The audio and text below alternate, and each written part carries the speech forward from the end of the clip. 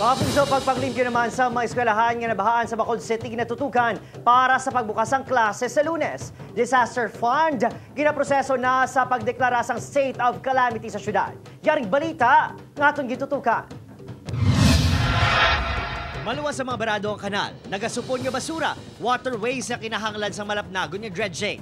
Masobra 40 millimeters sang ulan ang nagtupa sa syudad sa Bacolod ning nitudlo kamangdanan sang malapnagon nga pagbaha sa masobra 30 ka mga barangay sa Bacolod City. Ining rason sang pagpaidalom sa syudad sa state of calamity.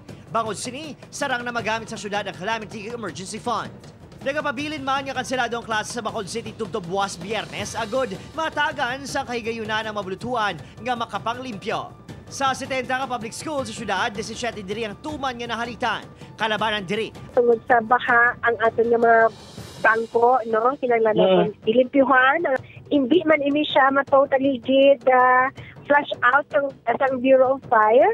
So may ara kita contingents coming from other schools and from the organizations nga nagabulig subong sa clean-up drive. Diri, sa Mariano G. Medalla Integrated School sa Barangay Panukoy, masako karon ang pagpanglimpyo sa bulig sa stakeholders kag pati man mismo evacuees agod preparahan ang abre klase sa Lunes. Nga ang Bureau of Fire bala, nag-letter request na kami sa Bureau of Fire nga tani buligan kami pang flashing sa mga rooms, no?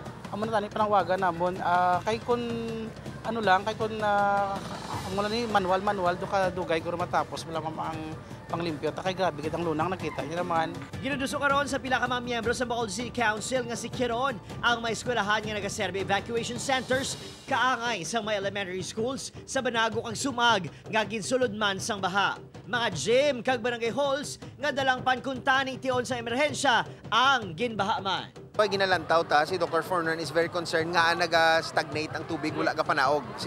May makakakulangan magiguro sa design structures ng aton nga mga buildings nga hindi agwa kay dapat matabok na nito siya sa piyak nga dalan. We need to study the possibility nga ma-dredge na kita sang mga major rivers na. Especially southern part of Bacolod. Yes, the southern part, no? Kaya nakita nyo man last time it was Singkang ang natamaan, subong kami naman dari sa Sumag, no? Samtang, masobra 10,000 ka-learners pa ang ginapaabot ng makapa-enroll sa Bacolod City umpisa sa Lunes. Opo, Kiril Casillo, Adrian Prietos, 1 Western Visayas.